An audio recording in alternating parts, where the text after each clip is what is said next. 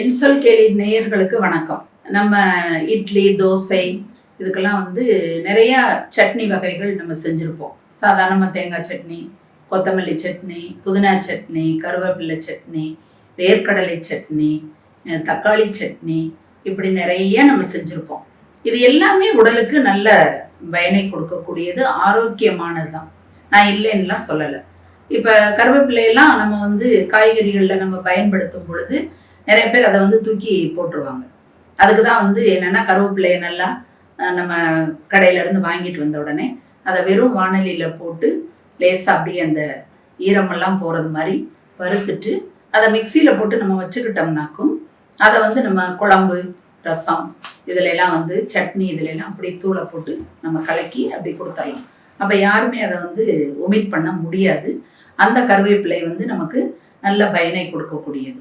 இரும்பு சத்து வருது, நல்லா முடி வளரும், பலவிதமான நன்மைகள்லாம் இருக்குது.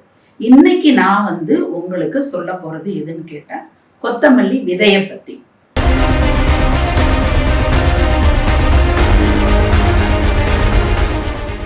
நிறைய பேர் கொத்தமல்லி விதைன்னா என்னன்னு பார்க்கலாம். தனியான்னு சொல்லுவீங்க இல்லையா, அதுதான்.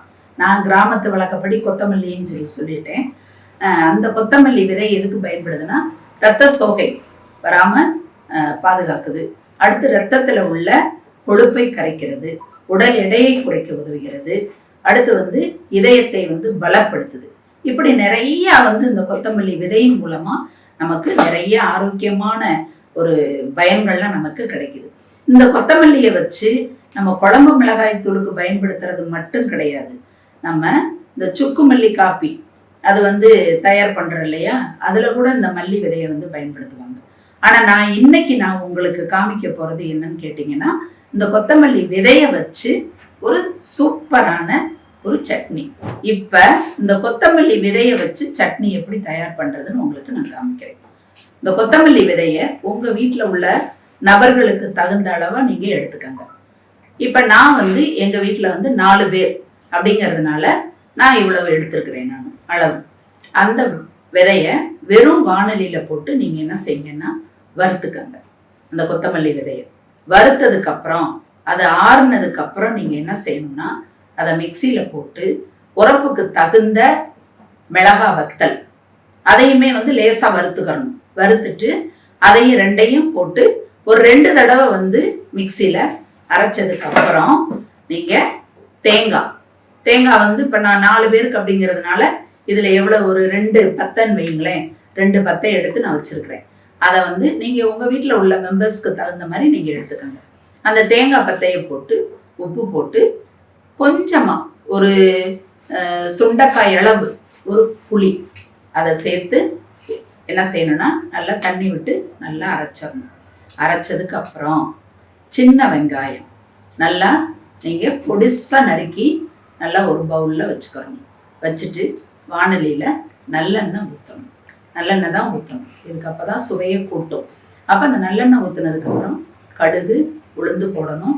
போட்டதுக்கப்புறம் இந்த வெங்காயத்தை எடுத்து அப்படியே பொடிசா நறுக்கின வெங்காயத்தை வதக்கணும். வதக்குனதுக்கப்புறம் நம்ம அரைச்சி வச்சுருக்கோம் பார்த்தீங்களா, அந்த கொத்தமல்லி விதை, மிளகா வத்தல், இவ்வளோண்டு புளி, உப்பு போட்டு அரைச்சி வச்சுருக்கோம் பார்த்தீங்களா, அதையும் இதில் ஊற்றணும். ஊற்றி பக்கத்துலேயே இருந்து லேசாக ஒரு கிண்டு லேசாக கிண்டணும். அப்போ லேசாக கிண்டுனதுக்கப்புறம் அது லேசாக சுற்றி லேசாக கொதிக்கிற மாதிரி இப்படி வரும், பபிள்ஸ் வரும். வந்த உடனே நீங்கள் அடுப்பை ஆஃப் பண்ணிடுங்க. இதுதான் இந்த கொத்தமல்லி விதை சட்னி.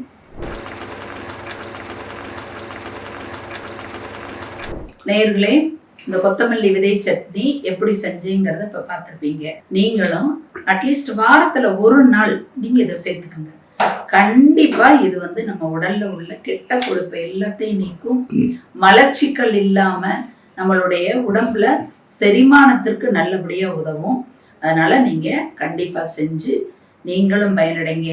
உங்கள் வீட்டில் உள்ளவங்களுக்கும் செஞ்சு அவங்கள சந்தோஷப்படுங்க.